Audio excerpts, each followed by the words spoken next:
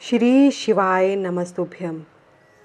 पहले की कथा में हमने जाना कि माता पार्वती भगवान शिव को पति रूप में प्राप्त करने के लिए कठोर तप कर रही हैं। उस तप की परीक्षा लेने के लिए भगवान श्री शिव स्वयं ब्राह्मण का रूप धारण करके माता पार्वती के समीप आते हैं और उनसे कटु वचन बोलते हुए भगवान शिव की अर्थात अपनी बुराई करते हैं, जिस पर माता पार्वती मन ही मन कुपित हो उठी और उनसे इस प्रकार बोली। आज के अध्याय में हम जानेंगे कि माता पार्वती ने किस प्रकार उन शिव रूपी ब्राह्मण को फटकारा और किस तरह उन्हें फिर भगवान शिव के प्रत्यक्ष दर्शन मिले, और भी बहुत कुछ। ओम नमः शिवाय। पार्वती बोली, बाबा जी, अब तक तो मैंने यह समझा था कि कोई दूसरा ज्ञानी महात्मा आ गए हैं, परंतु अब सब ज्ञात हो गया, आपकी कलई खुल गई। आपसे क्या कहूँ, विशेषतः उस दशा में जब आप अवध्य ब्राह्मण हैं। ब्राह्मण देवता, आपने जो कुछ कहा है वह सब मुझे ज्ञात है, परंतु सब झूठ ही है, सत्य कुछ नहीं है। आपने कहा था कि मैं शिव को जानता हूँ। यदि आपकी यह बात ठीक होती तो आप ऐसी युक्ति एवं बुद्धि के विरुद्ध बात नहीं बोलते। यह ठीक है कि कभी कभी महेश्वर अपनी लीला शक्ति से प्रेरित हो तथा कथित अद्भुत वेश धारण कर लिया करते हैं, परंतु वास्तव में वे साक्षात परब्रह्म परमात्मा हैं। उन्होंने स्वेच्छा से ही शरीर धारण किया है। आप ब्रह्मचारी का स्वरूप धारण कर मुझे ठगने के लिए उद्यत हो यहाँ आए हैं और अनुचित एवं असंगत युक्तियों का सहारा ले छल कपट से युक्त बातें बोल रहे हैं। मैं भगवान शंकर के स्वरूप को भलीभांति जानती हूँ, इसलिए यथा योग्य विचार करके उनके तत्व का वर्णन करती हूँ। वास्तव में शिव निर्गुण ब्रह्म हैं, कारणवश सगुण हो गए हैं। जो निर्गुण है, समस्त गुण जिनके स्वरूप भूत हैं, उनकी जाति कैसे हो सकती है? वे भगवान सदाशिव समस्त विद्याओं के आधार हैं। फिर उन पूर्ण परमात्मा को किसी विद्या से क्या काम? पूर्व काल में कल्प के आरंभ में भगवान शंभु ने विष्णु को उच्छ्वास रूप से संपूर्ण वेद प्रदान किए। अतः उनके समान उत्तम प्रभु दूसरा कौन है? जो सबके आदि कारण है, उनकी अवस्था अथवा आयु का माप तोल कैसे हो सकता है? प्रकृति उन्हीं से उत्पन्न हुई है, फिर उनकी शक्ति का दूसरा क्या कारण हो सकता है? जो लोग सदा प्रेम पूर्वक शक्ति के स्वामी भगवान शंकर का भजन करते हैं, उन्हें भगवान शंभु प्रभु शक्ति, उत्साह शक्ति और मंत्र शक्ति, ये तीनों अक्षय शक्तियां प्रदान करते हैं। भगवान शिव के भजन से ही जीव मृत्यु को जीत लेता है और निर्भय हो जाता है। इसलिए तीनों लोकों में उनका महामृत्युंजय नाम प्रसिद्ध है। उन्हीं के अनुग्रह से विष्णु विष्णुत्व को, ब्रह्मा ब्रह्मत्व को और देवता देवत्व को प्राप्त हुए हैं। शिवजी का पक्ष लेकर बहुत बोलने से क्या लाभ? वे भगवान स्वयं ही महाप्रभु हैं। कल्याण रूपी शिव की सेवा से यहाँ कौन सा मनोरथ सिद्ध नहीं हो सकता? उन महादेव जी के पास किस बात की कमी है जो वे भगवान सदाशिव स्वयं मुझे पाने की इच्छा करें? यदि शंकर की सेवा न करे तो मनुष्य 7 जन्मों तक दरिद्र होता है, और उन्हीं की सेवा से सेवक को लोक में कभी नष्ट न होने वाली लक्ष्मी प्राप्त होती है। जिनके सामने 8 सिद्धियां नित्य आकर सिर नीचा किए इस इच्छा से नृत्य करती हैं कि वे भगवान हम पर संतुष्ट हो जाएं, उनके लिए कोई भी हितकर वस्तु दुर्लभ कैसे हो सकती है? यद्यपि यहाँ मांगलिक कही जाने वाली वस्तुएं शंकर का सेवन नहीं करती, तथापि उनके स्मरण मात्र से ही सबका मंगल होता है। जिनकी पूजा के प्रभाव से उपासक की संपूर्ण मनोकामनाएं सिद्ध हो जाती हैं, सदा निर्विकार रहने वाले उन परमात्मा शिव में विकार कहाँ से आ सकता है? जिस पुरुष के मुख में निरंतर शिव यह मंगलमय नाम निवास करता है, उसके दर्शन मात्र से ही अन्य सब सदा पवित्र होते हैं। जैसा कि आपने कहा है, वे चिता का भस्म लगाते हैं, परंतु यदि उनका लगाया हुआ भस्म अपवित्र होता तो उनके शरीर से झड़कर गिरे हुए उस भस्म को देवता लोग सदा अपने सिर पर कैसे धारण करते? अतः शिव के अंगों के स्पर्श से अपवित्र वस्तु भी पवित्र हो जाती है। जो महादेव सगुण होकर तीनों लोकों के कर्ता भर्ता और हर्ता होते हैं तथा निर्गुण रूप में शिव कहलाते हैं, वे बुद्धि के द्वारा पूर्ण रूप से कैसे जाने जा सकते हैं? परब्रह्म परमात्मा शिव का जो निर्गुण रूप है उसे आप जैसे बहिर्मुख लोग कैसे जान सकते हैं। जो दुराचारी और पापी हैं वे देवताओं से बहिष्कृत हो जाते हैं। ऐसे लोग निर्गुण शिव के तत्व को नहीं जानते। जो पुरुष तत्व को न जानने के कारण यहाँ शिव की निंदा करता है उसके जन्म भर का सारा संचित पुण्य भस्म हो जाता है। आपने जो यहाँ अमित तेजस्वी महादेव जी की निंदा की है और मैंने जो आपकी पूजा की है उससे मुझे पाप की भागिनी होना पड़ा है। शिवद्रोही को देखकर वस्त्र सहित स्नान करना चाहिए। शिवद्रोही का दर्शन हो जाने पर प्रायश्चित करना चाहिए।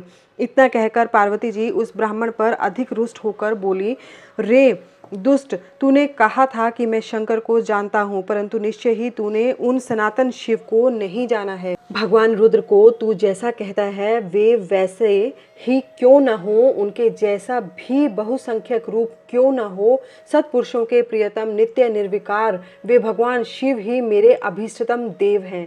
ब्रह्मा और विष्णु भी कभी उन महात्मा हर के समान नहीं हो सकती। फिर दूसरे देवताओं की तो बात ही क्या है, क्योंकि वे सदैव काल के अधीन हैं। इस प्रकार अपनी शुद्ध बुद्धि से तत्वतः विचार कर मैं शिव के लिए वन में आकर बड़ी भारी तपस्या कर रही हूँ। वे भक्त वत्सल सर्वेश्वर शिव ही हम सबके परमेश्वर हैं। दीनों पर अनुग्रह करने वाले उन महादेव को ही प्राप्त करने की मेरी इच्छा है। ब्रह्मा जी कहते हैं, नारद, ऐसा कहकर गिरिराज नंदिनी गिरिजा चुप हो गई और निर्विकार चित्त से भगवान शिव का ध्यान करने लगी। देवी की बात सुनकर वह ब्रह्मचारी ब्राह्मण ज्यों ही कुछ फिर कहने के लिए उद्यत हुआ त्यों ही शिव में आसक्त चित्त होने के कारण उनकी निंदा सुनने से विमुख हुई पार्वती अपनी सखी विजया से शीघ्र बोली। पार्वती ने कहा, सखी, इस अधम ब्राह्मण को यत्न पूर्वक रोको। यह फिर कुछ कहना चाहता है। यह केवल शिव की निंदा ही करेगा। जो शिव की निंदा करता है केवल उसी को पाप नहीं लगता, जो उस निंदा को सुनता है वह भी यहाँ पाप का भागी होता है। भगवान शिव के उपासकों को चाहिए कि वे शिव की निंदा करने वाले का सर्वथा वध करें। यदि वह ब्राह्मण हो तो उसे अवश्य ही त्याग दे और स्वयं उस निंदा के स्थान से शीघ्र दूर चले जाए। यह दुष्ट ब्राह्मण फिर शिव की निंदा करेगा। ब्राह्मण होने के कारण यह वध्य तो है नहीं, अतः त्याग देने योग्य है। किसी तरह भी इसका मुंह नहीं देखना चाहिए। इस स्थान को छोड़कर हम लोग आज ही किसी दूसरे स्थान में शीघ्र चली जाएं, जिससे फिर इस अज्ञानी के साथ बात करने का अवसर न मिले। ब्रह्मा जी कहते हैं, नारद, ऐसा कहकर उमा ने ज्यों ही अन्यत्र जाने के लिए पैर उठाया त्यों ही भगवान शिव ने अपने साक्षात स्वरूप से प्रकट हो प्रिय पार्वती का हाथ पकड़ लिया। शिवा जैसे स्वरूप का ध्यान करती थी वैसा ही सुंदर रूप धारण करके शिव ने उन्हें दर्शन दिया। पार्वती ने लज्जावश अपना मुंह नीचे की ओर कर लिया। तब भगवान शिव उनसे बोले, प्रिय, मुझे छोड़कर कहाँ जाओगी? अब मैं फिर कभी तुम्हारा त्याग नहीं करूँगा। मैं प्रसन्न हूँ, वर मांगो। मुझे तुम्हारे लिए कुछ भी अदेय नहीं है। देवी, आज से मैं तपस्या के मोल खरीदा हुआ तुम्हारा दास हूँ। तुम्हारे सौंदर्य ने भी मुझे मोह लिया है। अब तुम्हारे बिना मुझे एक क्षण भी युग के समान जान पड़ता है। लज्जा छोड़ो, तुम तो मेरी सनातन पत्नी हो, गिरिराज नंदिनी महेश्वरी। मैंने जो कुछ कहा है उस पर श्रेष्ठ बुद्धि से विचार करो। सुस्थिर चित्त वाली पार्वती, मैंने नाना प्रकार से तुम्हारी बारंबार परीक्षा ली है। लोक लीला का अनुसरण करने वाली मुझ स्वजन के अपराध को क्षमा कर दो। शिवे, तीनों लोकों में तुम्हारी जैसी अनुरागिनी मुझे दूसरी कोई नहीं दिखाई देती। मैं सर्वथा तुम्हारे अधीन हूँ। तुम्हारी इच्छा पूर्ण हो प्रिय, मेरे पास आओ।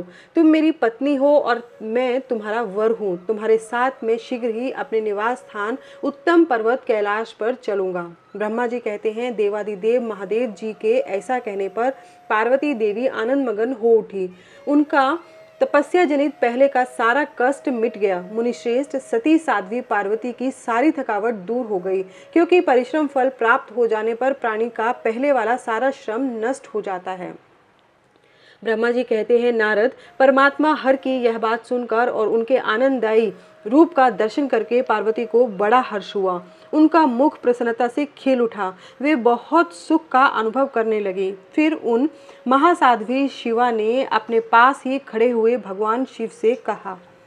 पार्वती बोली, देवेश्वर, आप मेरे स्वामी हैं। प्रभु, पूर्व काल में आपने जिसके लिए हर्षपूर्वक दक्ष के यज्ञ का विनाश किया था, उसे क्यों भुला दिया था? वे ही आप हैं और वही मैं हूँ। देवेश्वर, इस समय मैं तारकासुर से दुख पाने वाले देवताओं के कार्य की सिद्धि के लिए रानी मेना के गर्भ से उत्पन्न हुई हूँ। देवेश, यदि आप प्रसन्न हैं और यदि मुझ पर कृपा करते हैं तो मेरे पति हो जाइए। ईशान, प्रभु, मेरी यह बात मान लीजिए। आपकी आज्ञा लेकर मैं पिता के घर जाती हूँ। अब आप अपने विवाह रूप परम उत्तम विशुद्ध यश को सर्वत्र विख्यात कीजिए। नाथ, प्रभु, आप तो लीला करने में कुशल है, अतः मेरे पिता हिमवान के पास चलिए और याचक बनकर उनसे मेरी याचना कीजिए।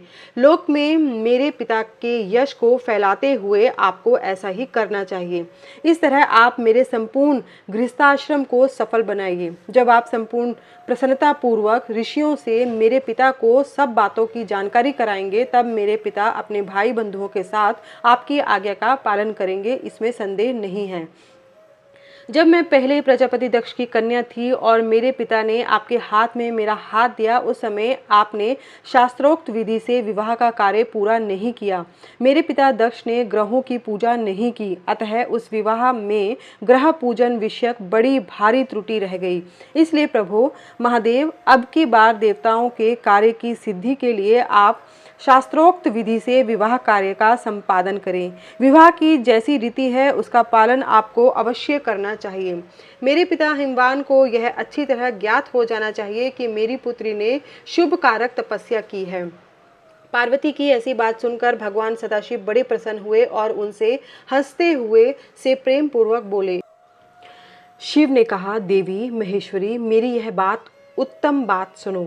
यह उचित, मंगल कारक और निर्दोष है। इसे सुनकर वैसा ही करो। वरानने, ब्रह्मा आदि जितने भी प्राणी हैं वे सब अनित्य हैं। भामिनी, यह सब जो कुछ दिखाई देता है इसे नश्वर समझो। मैं निर्गुण परमात्मा ही गुणों से युक्त हो एक से अनेक हो गया हूँ।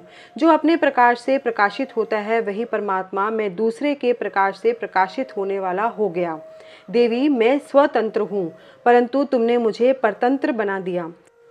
समस्त कर्मों को करने वाली प्रकृति एवं महामाया तुम ही हो। यह संपूर्ण जगत माया में ही रचा गया है। मुझ सर्वात्मा परमात्मा ने अपनी उत्तम बुद्धि से इसे धारण मात्र कर रखा है। सर्वत्र परमात्म भाव रखने वाले सर्वात्मा पुण्यवानों ने इसे अपने भीतर खींचा है तथा यह तीनों गुणों से आवेष्टित है। देवी, कौन मुख्य ग्रह है, कौन से ऋतु समूह हैं अथवा कौन दूसरे दूसरे उपग्रह हैं? इस समय तुमने शिव के लिए क्या कहा है, किस कर्तव्य का विधान किया है? गुण और कार्य के भेद से हम दोनों ने इस जगत में भक्त वत्सलता के कारण भक्तों को सुख देने के हेतु अवतार ग्रहण किया है। तुम ही रजः सत्व तमोमयी सूक्ष्म प्रकृति हो, सदा व्यापार कुशल सगुणा और निर्गुणा भी हो। सुमध्य में मैं यहाँ संपूर्ण भूतों का आत्मा निर्विकार एवं निरीह हूँ। भक्त की इच्छा से मैंने शरीर धारण किया है। शैलजे, मैं तुम्हारे पिता हिमालय के पास नहीं जा सकता तथा भिक्षुक होकर किसी तरह तुम्हारी उनसे याचना भी नहीं कर सकता।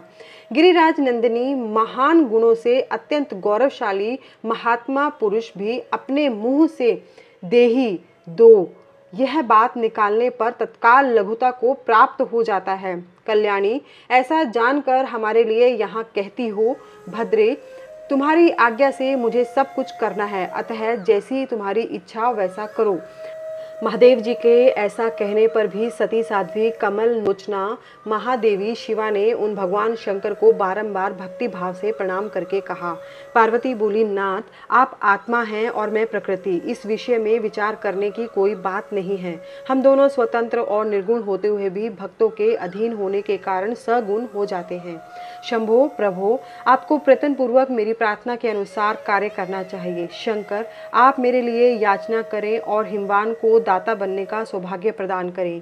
महेश्वर, मैं सदा आपकी भक्ता हूँ, अतः मुझ पर कृपा कीजिए। नाथ, सदा जन्म जन्म में मैं ही आपकी पत्नी होती रही हूँ।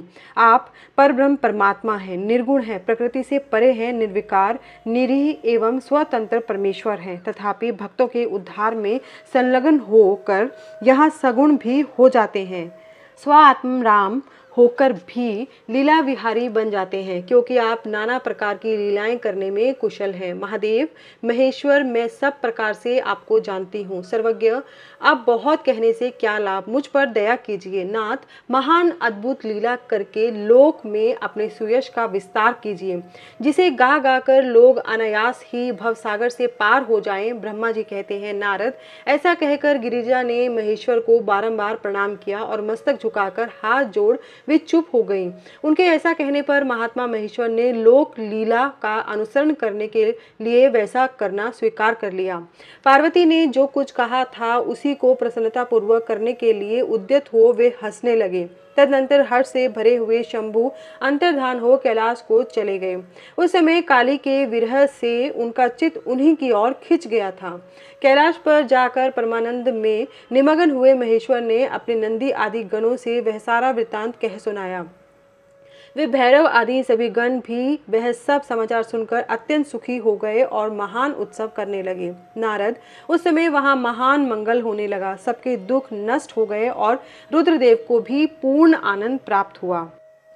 ब्रह्मा जी कहते हैं, नारद, भगवान शंकर के अपने स्थान को चले जाने पर सखियों सहित पार्वती भी अपने रूप को सफल करके महादेव जी का नाम लेती हुई पिताजी के घर चली गई। पार्वती का आगमन सुन मेना और हिमाचल दिव्य रथ पर आरूढ़ हो हर्ष से विह्वल होकर उनकी अगवानी के लिए चले। पुरोहित, पुरवासी, अनेकानेक सखियां तथा अन्य सब संबंधी भी आ पहुंचे। पार्वती के सारे भाई मेनांग आदि बड़े हर्ष के साथ जय जयकार करते हुए उन्हें घर ले आने के लिए गए। इसी बीच में पार्वती अपने नगर के निकट आ गई। नगर में प्रवेश करते समय शिवा देवी ने माता पिता को देखा, जो अत्यंत प्रसन्न और हर्ष से विह्वल चित्त होकर दौड़े चले आ रहे थे। उन्हें देखकर हर्ष से भरी हुई काली ने सखियों सहित प्रणाम किया। माता पिता ने पूर्ण रूप से आशीर्वाद दे पुत्री को छाती से लगा लिया और ओ मेरी बच्ची ऐसा कहकर प्रेम से विह्वल हो रोने लगे। तत्पश्चात अपने घर की दूसरी स्त्रियों तथा भाभियों ने भी बड़ी प्रसन्नता के साथ प्रेम पूर्वक उन्हें भुजाओं में भर कर भेंटा। देवी, तुमने अपने कुल का उद्धार करने वाले उत्तम कार्य को अच्छी तरह सिद्ध किया है। तुम्हारे सदाचरण से हम सब लोग पवित्र हो गए। ऐसा कहकर सब लोग हर्ष के साथ पार्वती की भूरी भूरी प्रशंसा करते हुए उन्हें प्रणाम करने लगे। लोगों ने चंदन और सुंदर फूलों से शिवा देवी का सानंद पूजन किया। उस अवसर पर विमान पर बैठे हुए देवताओं ने पार्वती को नमस्कार करके उन पर फूलों की वर्षा करते हुए स्तुति की। नारद, उस समय तुम्हें भी एक सुंदर रथ पर बिठाकर ब्राह्मण आदि सब लोग नगर में ले गए। फिर ब्राह्मणों, सखियों और दूसरी स्त्रियों ने बड़े आदर के साथ शिवा का घर के भीतर प्रवेश करवाया। स्त्रियों ने उनके ऊपर बहुत सी वस्तुएं निछावर की। ब्राह्मणों ने आशीर्वाद दिए। मुनीश्वर पिता हिमवान और माता मेनका को बड़ी प्रसन्नता हुई। उन्होंने अपने गृहस्थ आश्रम को सफल माना और यह अनुभव किया कि कुपुत्र की अपेक्षा सुपुत्री ही श्रेष्ठ है। गिरिराज ने ब्राह्मणों और बंदीजनों को धन दिया और ब्राह्मणों से मंगल पाठ करवाया। मुने, इस प्रकार पार्वती के साथ हर्ष भरे माता पिता, भाई और भौजाइयां भी घर के आंगन में प्रसन्नता पूर्वक बैठी। तदनंतर हिमवान प्रसन्न चित्त से सबका आदर सत्कार करके गंगा स्नान के लिए गए। इसी बीच में सुंदर लीला करने वाले भक्तवत्सल भगवान शंभु एक अच्छा नाचने वाला नट बनकर मेनका के पास गए। उन्होंने बाएं हाथ में सिंह और दाहिने हाथ में डमरू ले रखा था। पीठ पर कथरी रख छोड़ी थी। लाल वस्त्र पहने वे भगवान रुद्र नाच और गान में अपनी निपुणता का परिचय दे रहे थे। सुंदर नट का रूप धारण किए हुए भगवान शिव ने मेनका के पास बैठी हुई स्त्रियों की टोली के समीप सुंदर नृत्य किया और अत्यंत मनोहर नाना प्रकार के गीत गाए। उन्होंने वहां सुंदर ध्वनि करने वाले श्रृंग और डमरू को भी बजाया तथा नाना प्रकार की बड़ी मनोहारिणी लीला की। नटराज की उस लीला को देखने के लिए नगर के सभी स्त्री पुरुष एवं बालक और वृद्ध भी सहसा वहां आ पहुंचे। मुने, उस सुमधुर गीत को सुनकर और उस मनोहर उत्तम नृत्य को देखकर वहां आए हुए सब लोग तत्काल मोहित हो गए। मेना भी मोही गई। उधर पार्वती ने अपने हृदय में भगवान शंकर का साक्षात दर्शन किया। वे त्रिशूल आदि चिन्ह धारण किए अत्यंत सुंदर दिखाई देते थे। उनका सारा अंग विभूति से विभूषित था। वे हड्डियों की माला से अलंकृत थे। उनका मुख सूर्य, चंद्र एवं अग्नि रूप 3 नेत्रों से उद्भासित था। उन्होंने नाग का यज्ञोपवीत धारण किया था। उनके उस सुरमय रूप को देखकर दुर्गा प्रेमावेश से मूर्छित हो गई। गौर वर्ण विभूषित दीन बंधु दया सिंधु और सर्वथा मनोहर महेश्वर पार्वती से कह रहे थे कि वर मांगो। अपने हृदय में विराजमान महादेव जी को इस रूप में देखकर पार्वती देवी ने उन्हें प्रणाम किया और मन ही मन यह वर मांगा कि आप मेरे पति हो जाइए। प्रीति युक्त हृदय से शिवा को वैसा कल्याणकारी वर देकर वे पुनः अंतर्धान हो गए और वहां पूर्ववत भिक्षा मांगने वाला नट बनकर उत्तम नृत्य करने लगे। उस समय मेना सोने की थाली में रखे हुए बहुत से सुंदर रतन ले उन्हें प्रसन्नता पूर्वक देने के लिए गई। उनका वह ऐश्वर्य देखकर भगवान शंकर मन ही मन बड़े प्रसन्न हुए, परंतु उन्होंने उन रत्नों को स्वीकार नहीं किया। वे भिक्षा में उनकी पुत्री शिवा को ही मांगने लगे और पुनः कौतुकवश सुंदर नृत्य एवं गान करने को उद्यत हुए। मेना उस भिक्षु नट की बात सुनकर अत्यंत कुपित हो उठी और उसे डांटने फटकारने लगी। उनके मन में उसे बाहर निकाल देने की इच्छा हुई। इसी बीच में गिरिराज हिमवान गंगा जी से नहाकर लौट आए। उन्होंने अपने सामने उस नराकार भिक्षु को आंगन में खड़ा देखा। मेना के मुख से सारी बातें सुनकर उन्होंने भी बड़ा क्रोध किया। उन्होंने अपने सेवकों को आज्ञा दी कि इस नट को बाहर निकाल दो। मुनिश्रेष्ठ वे नटराज विशालकाय अग्नि की भांति अपने उत्तम तेज से प्रज्वलित हो रहे थे। उन्हें छूना भी कठिन था, इसलिए कोई भी उन्हें बाहर न निकाल सका। तात फिर तो नाना प्रकार की लीलाओं में विशारद उन भिक्षु शिरोमणि ने शैलराज को अपना अनंत प्रभाव दिखाना आरंभ किया। हिमवान ने देखा भिक्षु ने वहां तत्काल ही भगवान विष्णु का रूप धारण कर लिया। उनके मस्तक पर किरीट, कानों में कुंडल और शरीर पर पीत वस्त्र शोभा पाते हैं। उनकी 4 भुजाएं हैं। हिमवान ने पूजा के समय गदाधारी श्री हरि को जो जो पुष्प आदि चढ़ाए थे वे सब उन्होंने भिक्षु के शरीर और मस्तक पर देखे। तत्पश्चात गिरिराज ने उन भिक्षु शिरोमणि को जगत स्रष्टा चतुर्मुख ब्रह्मा के रूप में देखा। उनके शरीर का वर्ण लाल था और वे वैदिक सूक्त का पाठ कर रहे थे। तदनंतर शैलराज ने उन कौतुककारी नटराज को एक क्षण में जगत के नेत्र रूप सूर्य के आकार में देखा। तात इसके बाद वे महान अद्भुत रुद्र के रूप में दिखाई दिए। उनके साथ देवी पार्वती भी थी। वे उत्तम तेज से संपन्न रमणीय रुद्र धीरे धीरे हंस रहे थे। फिर वे केवल तेजोमय रूप में दृष्टिगोचर हुए। उनका वह स्वरूप निराकार, निरंजन, उपाधि शून्य, निरीह एवं अत्यंत अद्भुत था। इस प्रकार हिमवान ने उनके बहुत से रूप देखे। इससे उन्हें बड़ा विस्मय हुआ और वे तुरंत ही परमानंद में निमग्न हो गए। तदनंतर सुंदर लीला करने वाले उन भिक्षु शिरोमणि ने हिमवान और मेना से दुर्गा को भी भिक्षा के रूप में मांगा। दूसरी कोई वस्तु ग्रहण नहीं की, परंतु शिव की माया से मोहित होने के कारण शैलराज ने उनकी उस प्रार्थना को स्वीकार नहीं किया। फिर भिक्षु ने कोई वस्तु नहीं ली और वे वहां से अंतर्धान हो गए। तब मेना और शैलराज को उत्तम ज्ञान हुआ और वे सोचने लगे, भगवान शिव हमें अपनी माया से छल कर अपने स्थान को चले गए। यह विचार कर उन दोनों की भगवान शिव में पराभक्ति हुई, जो महान मोक्ष की प्राप्ति कराने वाली, दिव्य तथा संपूर्ण आनंद प्रदान करने वाली है। ब्रह्मा जी कहते हैं, नारद, मेना और हिमवान की भगवान शिव के प्रति उच्च कोटि की अनन्य भक्ति देख इंद्र आदि सब देवता परस्पर विचार करने लगे। तदनंतर गुरु बृहस्पति और ब्रह्मा जी की सम्मति के अनुसार सभी मुख्य देवताओं ने शिव जी के पास जाकर उनको प्रणाम किया और वे हाथ जोड़कर उनकी स्तुति करने लगे। देवता बोले, देव देव महादेव, करुणाकर शंकर, हम आपकी शरण में आए हैं, कृपा कीजिए। आपको नमस्कार है स्वामिन। आप भक्त वत्सल होने के कारण सदा भक्तों के कार्य सिद्ध करते हैं, दीनों का उद्धार करने वाले और दया के सिंधु हैं तथा भक्तों को विपत्तियों से छुटकारा दिलाने वाले हैं। इस प्रकार महेश्वर की स्तुति करके इंद्र सहित संपूर्ण देवताओं ने मेना और हिमवान की अनन्य शिव भक्ति के विषय में सारी बातें आदर पूर्वक बताई। देवताओं की वह बात सुनकर महेश्वर ने उनकी प्रार्थना स्वीकार कर ली और हंसते हुए उन्हें आश्वासन देकर विदा किया। तब सब देवता अपना कार्य सिद्ध हुआ मानकर भगवान सदाशिव की प्रशंसा करते हुए शीघ्र अपने अपने स्थान को लौटकर प्रसन्नता का अनुभव करने लगे। तदनंतर भक्तवत्सल महेश्वर भगवान शंभु, जो माया के स्वामी हैं, निर्विकार चित्त से शैलराज के यहाँ गए। उस समय गिरिराज हिमवान सभा में बंधु वर्ग से घिरे हुए पार्वती सहित प्रसन्नता पूर्वक बैठे थे। इसी अवसर पर वहां सदाशिव ने पदार्पण किया। वे हाथ में दंड, छत्र, शरीर पर दिव्य वस्त्र, ललाट में उज्जवल तिलक और एक हाथ में स्फटिक की माला और गले में शालग्राम धारण किए भक्ति पूर्वक हरिनाम का जप कर रहे थे और देखने में साधु वेशधारी ब्राह्मण जान पड़ते थे। उन्हें आया देख सपरिवार हिमवान उठकर खड़े हो गए। उन्होंने उन अपूर्व अतिथि देवता को भूतल पर दंड के समान पड़कर भक्ति भाव से साष्टांग प्रणाम किया। देवी पार्वती ब्राह्मण रूपधारी प्राणेश्वर शिव को पहचान गई थी, अतः उन्होंने भी उनको मस्तक झुकाया और मन ही मन बड़ी प्रसन्नता के साथ उनकी स्तुति की।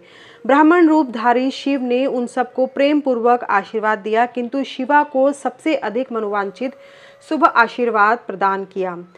शैलाधिराज हिमवान ने बड़े आदर से उन्हें मधु पर्क आदि पूजन सामग्री भेंट की और ब्राह्मण ने बड़ी प्रसन्नता के साथ वह सब ग्रहण किया। तत्पश्चात गिरिश्रेष्ठ हिमाचल ने उनका कुशल समाचार पूछा।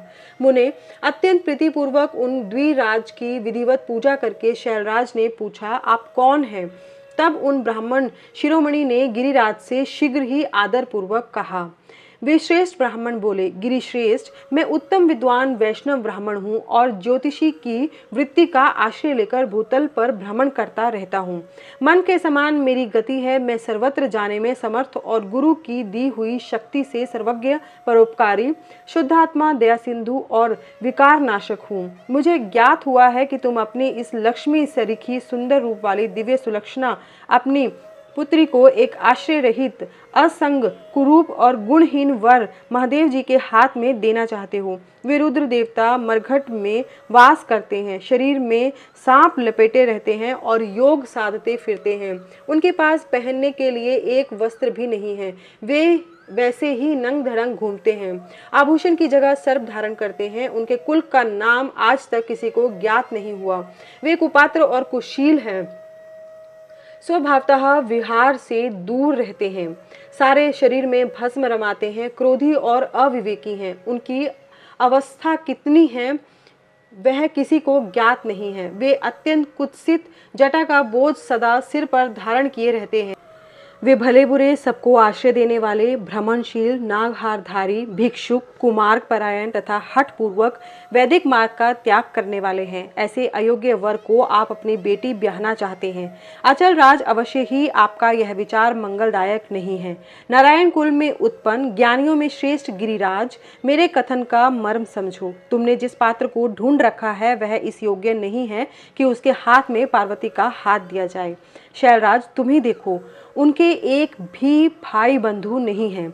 तुम तो बड़े बड़े रत्नों की खान हो, किंतु उनके घर में भूजी भांग भी नहीं है। वे सर्वथा निर्धन हैं। गिरिराज, तुम शीघ्र ही अपने भाई बंधुओं से, मेना देवी से, सभी बेटों से और पंडितों से भी प्रयत्न पूर्वक पूछ लो, किंतु पार्वती से न पूछना, क्योंकि उन्हें शिव के गुण दोष की परख नहीं है। ब्रह्मा जी कहते हैं, नारद, ऐसा कहकर वे ब्राह्मण देवता जो नाना प्रकार की लीला करने वाले शांत स्वरूप शिव ही थे, शीघ्र खा पीकर आनंद पूर्वक वहां से अपने घर को चल दिए।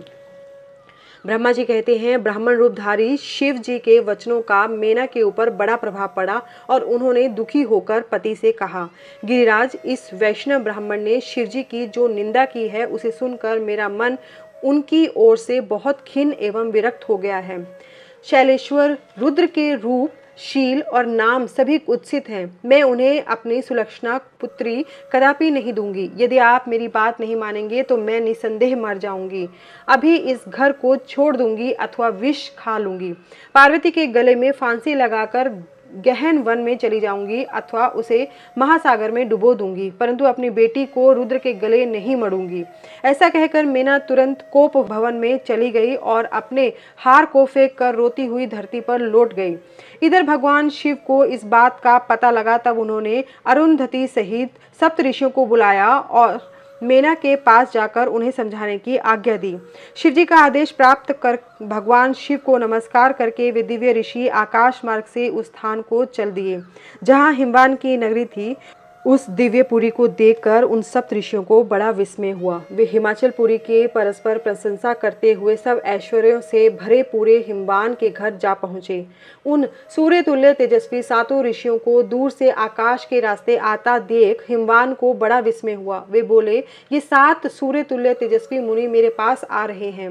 मुझे प्रयत्न पूर्वक इस समय उनकी पूजा करनी चाहिए। सबको सुख देने वाले हम गृहस्थ लोग धन्य हैं, जिनके घर पर ऐसे महात्मा पदार्पण कर रहे हैं।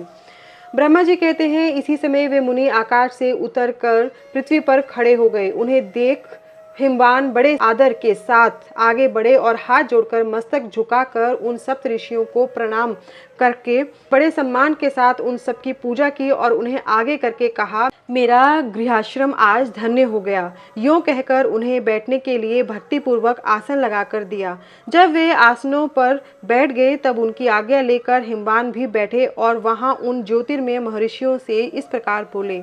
हिमवान ने कहा, आज मैं धन्य हूँ, कृतकृत्य हूँ, मेरा जीवन सफल हो गया। मैं लोक में बहुत से तीर्थों की भांति दर्शनीय बन गया, क्योंकि आप जैसे विष्णु रूपी महात्मा मेरे घर पधारे हैं।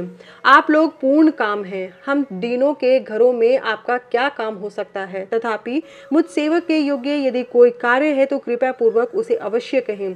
उसे पूर्ण करने में मेरा जीवन सफल हो जाएगा। ऋषि बोले, शैलराज, भगवान शिव को जगत का पिता कहा गया है और शिवा जगन्माता मानी गई है। अतः तुम्हें महात्मा शंकर को अपनी कन्या देनी चाहिए। हिमालय, ऐसा करके तुम्हारा जन्म सफल हो जाएगा और तुम सद्गुरु के भी गुरु हो जाओगे, इसमें संशय नहीं है। मुनीश्वर सप्त ऋषियों का यह वचन सुनकर हिमवान ने दोनों हाथ जोड़ उन्हें प्रणाम करके इस प्रकार कहा। हिमवान बोले, महाभाग सप्तऋषियों, आप लोगों ने जो बात कही है उसे शिव की इच्छा से मैंने पहले ही मान रखा है। किंतु प्रभु, इन दिनों एक वैष्णव धर्मी ब्राह्मण ने आकर भगवान शिव के प्रति प्रसन्नता पूर्वक बहुत सी उल्टी बातें बताई हैं। तभी से शिवा की माता का ज्ञान भ्रष्ट हो गया है। वे अपनी बेटी का विवाह उस योगी रुद्र के साथ नहीं करना चाहती। ब्राह्मणों, वे बड़ा भारी हट करके मैले कपड़े पहन कोप भवन में चली गई हैं और समझाने पर भी समझ नहीं रही हैं। मैं भी उस वैष्णव ब्राह्मण की बात सुनकर ज्ञान भ्रष्ट हो गया हूँ। आपसे सच कहता हूँ, भिक्षुक रूपधारी महेश्वर को बेटी देने की मेरी भी अब इच्छा नहीं है। ब्रह्मा जी कहते हैं, नारद मुनियों के बीच में बैठे हुए शैलराज शिव की माया से मोहित हो उपर्युक्त बात कहकर चुप हो गए। तब उन सभी सप्तऋषियों ने शिव की माया की प्रशंसा करके मेनका के पास अरुंधति को भेजा। पति की आज्ञा पाकर ज्ञानदायिनी अरुंधति देवी तुरंत उस घर में गई जहाँ मेना और पार्वती थी। जाकर उन्होंने देखा मेना शोक से आकुल होकर पृथ्वी पर पड़ी है। तब उन साध्वी देवी ने बड़ी सावधानी के साथ मधुर एवं हितकर बात कही। अरुंधति बोली, साध्वी रानी मेनके, उठो, मैं अरुंधति तुम्हारे घर में आई हूँ तथा दयालु सप्तऋषि भी पधारे हैं।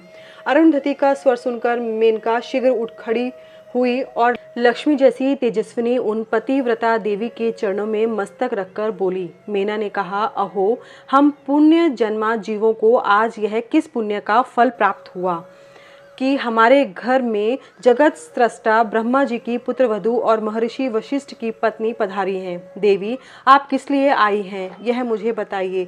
मैं और मेरी पुत्री आपकी दासी के समान हैं। आप हम पर कृपा कीजिए। मेनका के ऐसा कहने पर साध्वी अरुंधति ने उनको बहुत अच्छी तरह समझाया बुझाया और उन्हें साथ ले वे प्रसन्नतापूर्वक उस स्थान पर आई जहाँ वे सप्तऋषि विद्यमान थे। सप्तऋषिगण बातचीत में बड़े निपुण थे। उन सब ने भगवान शिव के युगल चरणारविंदों का स्मरण करके शैलराज को समझाना आरंभ किया। ऋषि बोले, शैलेंद्र, हमारा शुभ कारक वचन सुनो। तुम पार्वती का विवाह शिव के साथ कर दो और संहार करता रुद्र के श्वसुर हो जाओ। शंभु सर्वेश्वर हैं, वे किसी से याचना नहीं करते। स्वयं ब्रह्मा जी ने तारकासुर के विनाश के लिए एक वीर पुत्र उत्पन्न करने के उद्देश्य को लेकर भगवान शिव से यह प्रार्थना की है कि वे विवाह कर लें।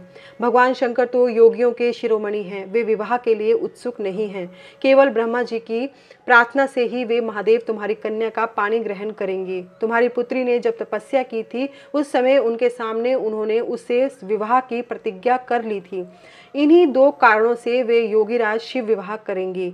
ऋषियों की यह बात सुनकर हिमालय हंस पड़े और कुछ भयभीत हो विनय पूर्वक बोले, हिमालय ने कहा, मैं शिव के पास कोई राजोचित सामग्री नहीं देखता हूँ। उनका न कोई घर है, न ऐश्वर्य है, न कोई स्वजन या बंधु बांधव ही है। मैं अत्यंत निर्लिप्त योगी को अपनी बेटी देना नहीं चाहता। आप लोग वेद विधाता ब्रह्मा जी के पुत्र हैं, अतः अपना निश्चित विचार कहिए। जो पिता काम से, मोह से, भय से अथवा लोभ से किसी अयोग्य वर के हाथ में अपनी कन्या दे देता है, वह मरने के बाद नरक में जाता है।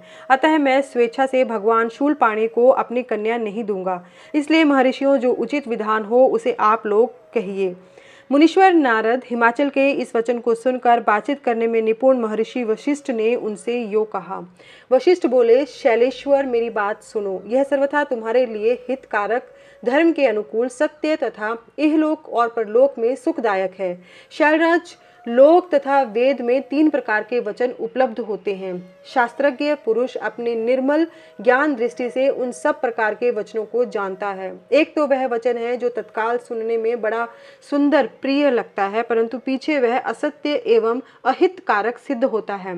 ऐसा वचन बुद्धिमान शत्रु ही कहता है, उससे कभी हित नहीं होता। दूसरा वह है जो आरंभ में अच्छा नहीं लगता, उसे सुनकर अप्रसन्नता ही होती है, परंतु परिणाम में वह सुख देने वाला होता है।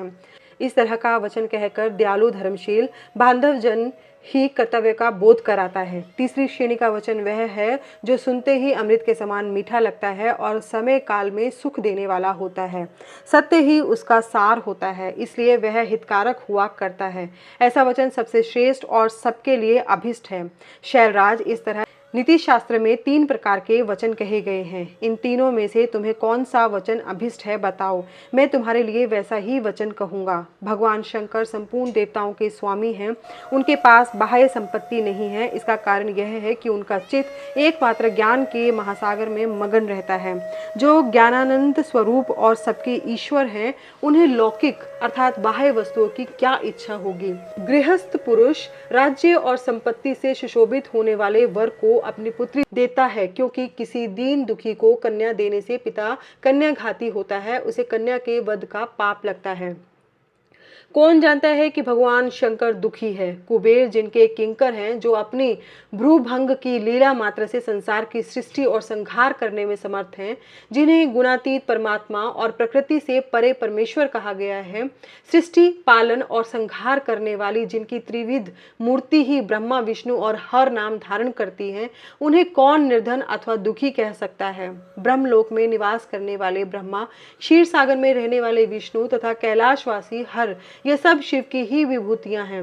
शिव से प्रकट हुई प्रकृति भी अपने अंश से 3 प्रकार की मूर्तियों को धारण करती है।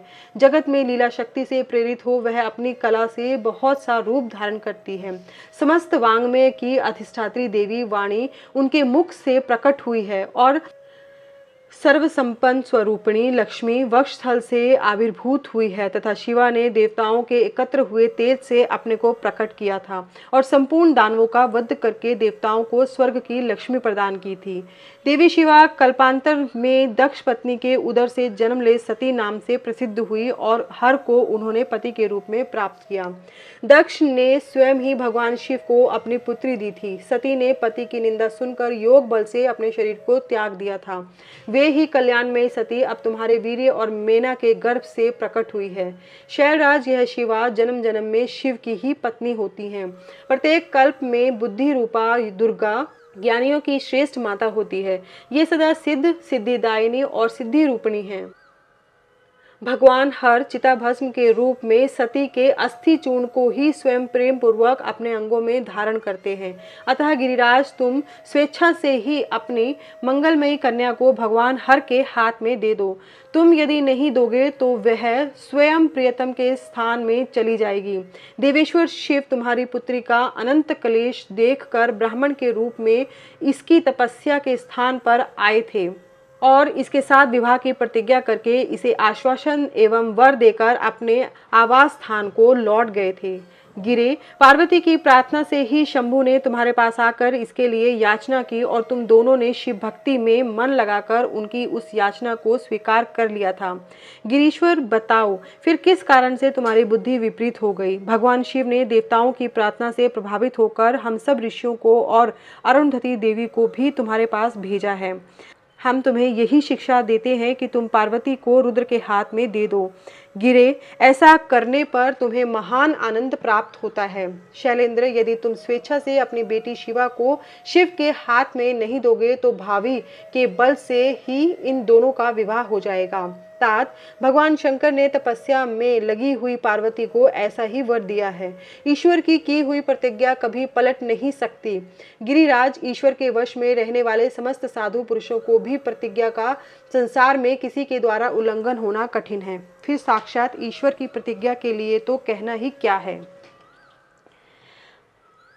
ब्रह्मा जी कहते हैं, नारद, तदनंतर वशिष्ठ ने प्राचीन काल में राजा अनरण्य के द्वारा अपनी कन्या पद्मा का पिपलाद के साथ विवाह करने की तथा धर्म के वरदान में पिपलाद के तरुण अवस्था, गुण, रूप, सदा स्थिर रहने वाले यौवन, कुबेर और इंद्र से भी बढ़कर धन, ऐश्वर्य, भक्ति, सिद्धि एवं समता प्राप्त करने की तथा पद्मा के स्थिर यौवन, सौभाग्य, संपत्ति एवं भर्ता के द्वारा परम गुणवान 10 पुत्रों के प्राप्त करने की कथा सुनाकर कहा, शैलेंद्र, तुम मेरे कथन के सार तत्व को समझकर अपनी पुत्री पार्वती का हाथ महादेव जी के हाथ में दे दो और मेना सहित तुम्हारे मन में जो कुरोष है उसे त्याग दो। आज से 1 सप्ताह व्यतीत होने पर अत्यंत शुभ और दुर्लभ मुहूर्त आने वाला है। उस समय चंद्रमा लगन के स्वामी होकर अपने पुत्र बुध के साथ लगन में ही स्थित होंगे। उनका रोहिणी नक्षत्र के साथ योग होगा। चंद्रमा और तारे शुद्ध होंगे। मार्गशीर्ष मास के अंतर्गत संपूर्ण दोषों से रहित सोमवार को, जबकि लगन पर संपूर्ण शुभ ग्रहों की दृष्टि होगी, पाप ग्रहों की दृष्टि नहीं होगी तथा बृहस्पति ऐसे स्थान पर स्थित होंगे जहां से वे उत्तम संतान और पति का सौभाग्य देने में समर्थ होंगे। ऐसे मुहूर्त में तुम अपनी कन्या मूल प्रकृति ईश्वरी जगदम्बा पार्वती को जगत पिता भगवान शिव के हाथ में देकर कृतार्थ हो जाओ। ऐसा कहकर ज्ञान शिरोमणि मुनि वशिष्ठ नाना प्रकार की लीला करने वाले भगवान शिव का स्मरण करके चुप हो गए। वशिष्ठ की बात सुनकर सेवकों और पत्नी सहित गिरिराज हिमालय बड़े विस्मित हुए और दूसरे दूसरे पर्वतों से बोले। हिमालय ने कहा, गिरिराज मेरु, सहय, गंधमादन, मंदराचल, मेनांक और विंध्याचल आदि पर्वतेश्वरों, आप सब लोग मेरी बात सुने। वशिष्ठ जी ऐसी बात कह रहे हैं, अब मुझे क्या करना चाहिए? इस बात का विचार करना है। आप लोग अपने मन से सब बातों का निर्णय करके जैसा ठीक समझे वैसा करें। हिमाचल की यह बात सुनकर सुमेरु आदि पर्वत भलीभांति निर्णय करके उनसे प्रसन्नता पूर्वक बोले। पर्वतों ने कहा, महाभाग, इस समय विचार करने से क्या लाभ? जैसा ऋषि लोग कहते हैं उसके अनुसार ही कार्य करना चाहिए। वास्तव में यह कन्या देवताओं का कार्य सिद्ध करने के लिए ही उत्पन्न हुई है। इसने शिव के लिए ही अवतार लिया है, इसलिए यह शिव को ही दी जानी चाहिए। यदि इसने रुद्रदेव की आराधना की है और रुद्र ने आकर इसके साथ वार्तालाप किया है तो इसका विवाह उन्हीं के साथ होना चाहिए। ब्रह्मा जी कहते हैं, नारद, उन मेरु आदि पर्वतों की यह बात सुनकर हिमाचल बड़े प्रसन्न हुए और गिरिजा भी मन ही मन हंसने लगी। अरुंधति ने भी अनेक कारण बताकर, नाना प्रकार की बातें सुनाकर और विविध प्रकार के इतिहासों का वर्णन करके मेना देवी को समझाया। तब शैल पत्नी मेनका सब कुछ समझ गई और प्रसन्नचित हो उन्होंने मुनियों को, अरुंधति जी को और हिमाचल को भी भोजन कराकर स्वयं भोजन किया। तदनंतर ज्ञानी गिरिश्रेष्ठ हिमाचल ने उन मुनियों की भली भांति सेवा की। उनका मन प्रसन्न और सारा भ्रम दूर हो गया। उन्होंने हाथ जोड़ प्रसन्नता पूर्वक उन महर्षियों से कहा। हिमालय बोले, महाभाग सप्तऋषियों, आप लोग मेरी बात सुने। मेरा सारा संदेह दूर हो गया। मैंने शिव पार्वती के चरित्र को सुन लिया। अब मेरा शरीर, मेरी पत्नी मेना, मेरे पुत्र पुत्री, रिद्धि सिद्धि तथा अन्य सारी वस्तुएं भगवान शिव की ही हैं, दूसरे किसी की नहीं। ब्रह्मा जी कहते हैं, नारद, ऐसा कहकर हिमाचल ने अपनी पुत्री की ओर आदर पूर्वक देखा और उसे वस्त्राभूषणों से विभूषित करके ऋषियों के पास बिठा दिया। तत्पश्चात वे शैल राज पुनः प्रसन्न हो उन ऋषियों से बोले, यह भगवान रुद्र का भाग है, इसे मैं उन्हीं को दूंगा, ऐसे निश्चय कर लिया। ऋषि बोले, गिरिराज, भगवान शंकर तुम्हारे याचक हैं, तुम स्वयं उनके दाता हो और पार्वती देवी भिक्षा हैं। इससे उत्तम और क्या हो सकता है? हिमाचल, तुम समस्त पर्वतों के राजा सबसे श्रेष्ठ और धन्य हो, अतः तुम्हारे शिखरों की सामान्य गति है। तुम्हारे सभी शिखर सामान्य रूप से पवित्र एवं श्रेष्ठ हैं। ब्रह्मा जी कहते हैं, नारद, ऐसा कहकर निर्मल अंतःकरण वाले उन मुनियों ने गिरिराज कुमारी पार्वती को हाथ से छूकर आशीर्वाद देते हुए कहा। शिवे, तुम भगवान शिव के लिए सुखदायिनी हो, तुम्हारा कल्याण हो। जैसे शुक्ल पक्ष में चंद्रमा बढ़ते हैं उसी प्रकार तुम्हारे गुणों की वृद्धि हो। ऐसा कहकर सब मुनियों ने गिरिराज को प्रसन्नता पूर्वक फल फूल दे विवाह के पक्के होने का दृढ़ विश्वास कर लिया। उस समय परम सती सुमुखी अरुंधति ने प्रसन्नता पूर्वक भगवान शिव के गुणों का बखान करके मीना को लुभा लिया। तदनंतर गिरिराज हिमवान ने परम उत्तम मांगलिक लोकाचार का आश्रय ले हल्दी और कुमकुम से अपनी दाढ़ी मूछ का मार्जन किया। तत्पश्चात चौथे दिन उत्तम लगन का निश्चय करके परस्पर संतोष दे वे सप्तऋषि भगवान शिव के पास चले गए। वहां जाकर शिव को नमस्कार और विविध सूक्तियों से उनका स्तवन करके वे वशिष्ठ आदि सब मुनि परमेश्वर शिव से बोले। ऋषियों ने कहा, देव देव महादेव परमेश्वर महाप्रभु, आप प्रेम पूर्वक हमारी बात सुने। आपके इन सेवकों ने जो कार्य किया है उसे जान ले। महेश्वर, हमने नाना प्रकार से सुंदर वचन कहे और इतिहास सुनाकर गिरिराज और मीना को समझा दिया है। गिरिराज ने आपके लिए पार्वती का वाग्दान कर दिया है। अब इसमें कोई ननुनच नहीं है। अब आप अपने पार्षदों तथा देवताओं के साथ उनके यहाँ विवाह के लिए जाइए। महादेव प्रभु, अब शीघ्र हिमाचल के घर पधारिए और वेदोक्त रीति के अनुसार पार्वती का अपने लिए पाणी ग्रहण कीजिए। सप्तऋषियों का यह वचन सुनकर लोकाचार परायण महेश्वर प्रसन्न चित्त हो हंसते हुए इस प्रकार बोले। महेश्वर ने कहा, महाभाग सप्तऋषियों, विवाह को तो मैंने न कभी देखा है न सुना ही है। तुम लोगों ने पहले जैसा देखा हो उसके अनुसार विवाह की विशेष विधि का वर्णन करो। महेश्वर के उस लौकिक शुभ वचन को सुनकर वे ऋषि हंसते हुए देवादिदेव भगवान सदाशिव से बोले। ऋषियों ने कहा, प्रभु, आप पहले तो भगवान विष्णु को विशेषतः उनके पार्षदों सहित शीघ्र बुला लें। फिर पुत्रों सहित ब्रह्मा जी को, देवराज इंद्र को, समस्त ऋषियों को, यक्ष, गंधर्व, किन्नर, सिद्ध, विद्याधर और अप्सराओं को प्रसन्नता पूर्वक आमंत्रित करें। इनको तथा अन्य सब लोगों को यहाँ सादर बुलवा लें। वे सब मिलकर आपके कार्य का साधन कर लेंगे, इसमें संशय नहीं है। ब्रह्मा जी कहते हैं, नारद ऐसा कहकर वे सातों ऋषि उनकी आज्ञा ले भगवान शंकर की स्थिति का वर्णन करते हुए वहां से प्रसन्नता पूर्वक अपने धाम को चले गए। यहीं पर श्री शिव पुराण की द्वितीय संहिता रुद्र संहिता का तीसरा खंड पार्वती खंड का 36वां अध्याय समाप्त होता है। आगे के अध्याय में हम जानेंगे कि हिमवान ने भगवान शिव के साथ अपनी पुत्री पार्वती का विवाह करने के लिए तैयारियां प्रारंभ कर दी।